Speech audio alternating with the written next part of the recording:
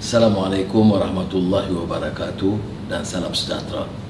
Kita telah lalui kemelut ekonomi dan COVID-19. Tetapi tentunya ramai rakyat yang melahirkan kebimbangan dan keprihatinan. Apa dia? Pertama, percanggahan di antara jabatan atau kementerian ataupun perubahan, beberapa perubahan soal keselamatan, soal kebenaran pulang, soal universiti. Maka saya mohon perhatian rakan-rakan supaya terus menggesa pihak berwajib, khususnya kerajaan, supaya lebih bertanggungjawab. Kita ini sedang menghadapi satu bencana, ibarat kata satu keadaan darurat. Maknanya kita perlu perancangan yang teliti.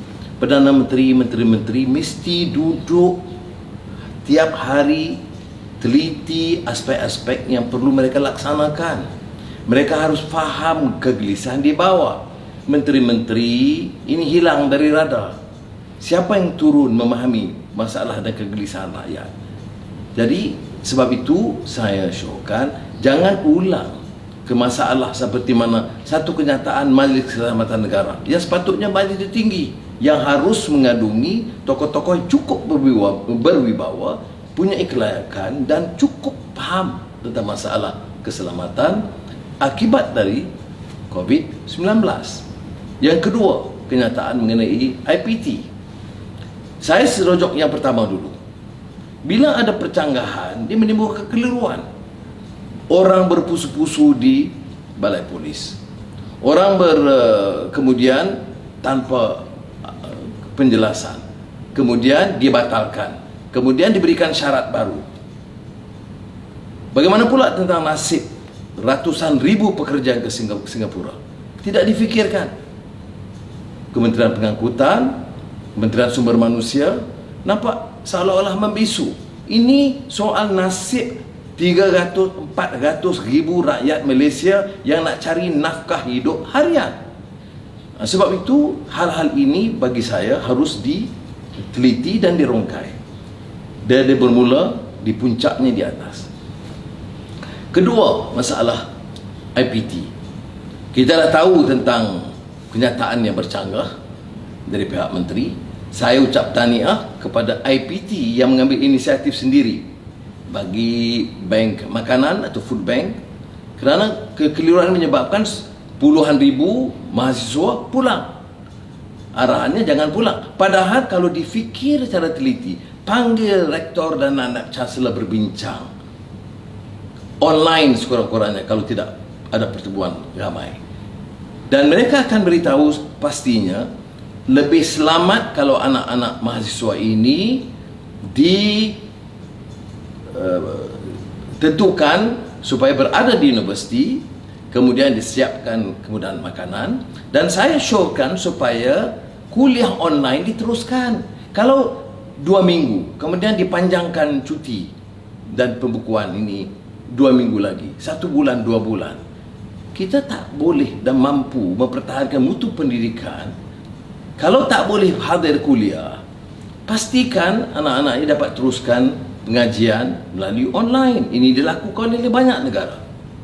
Ini juga tidak difikirkan. Tetapi beban kepada pelajar dan mahasiswa ini sangat tinggi. Ini melibatkan juga ratusan ribu mahasiswa. Yang ketiga, seperti mana berulang kali disebut oleh saya dan ramai yang lain, apakah keupayaan rumah sakit, hospital, kemudahan-kemudahan kesihatan dalam menangani masalah ini, apatah lagi kerana jangkaan ia akan menular dan merebak lebih tinggi. Kita tengok perhimpunan-perhimpunan diteruskan.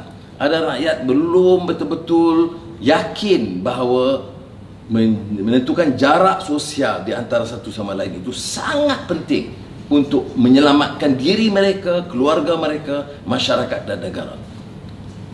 Perkara ini berlaku berpusu-pusu seperti kita tahu di Tambak Johor dan di IPD merata tempat, dan kemungkinan ia akan meletus sebagai satu gelombang ketiga. Soalnya, apakah cukup katil, rawatan, kemudahan baru, apakah dapat disediakan kemudahan-kemudahan tambahan di luar hospital. Ini semua mesti dirangka. Mana ada kenyataan-kenyataan untuk membantu. Dan akhirnya soal ekonomi. Saya ulang, kita jangan lupa, ramai penjajah, peniaga kecil, nelayan, pekebun kecil yang kerjanya kais pagi makan pagi. Kalau tidak ditentukan bantuan segera, mereka akan melahap kelaparan. Dan ini juga kerana kita terpaksa. Saya sokong kenyataan supaya hentikan perniagaan dan penjajah kecil. Ya, tetapi mereka bukan menteri dengan gaji besar. Mereka hidup dalam keadaan yang sangat sederhana dan tidak ada simpanan untuk lebih 1-2 hari. Ini juga memerlukan tindakan. Belum ada kenyataan yang sedemikian. Belum ada suara tegas dari Kementerian Kewangan. Jadi ini saya harap dapat dirongkai dalam keadaan yang segera. Terima kasih. Wassalamualaikum warahmatullahi wabarakatuh.